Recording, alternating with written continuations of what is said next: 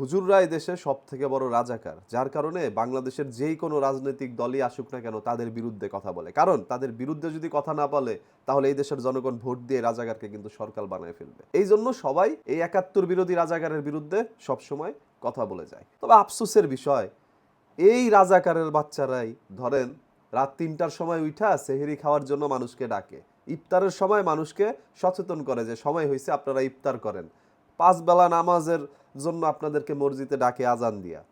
আবার আপনি যখন মারা যান তখন আবার এই হুজুর আপনার জানাজার নামাজ পড়ে দাফন কাফন সবকিছু সম্পূর্ণ করে আসে।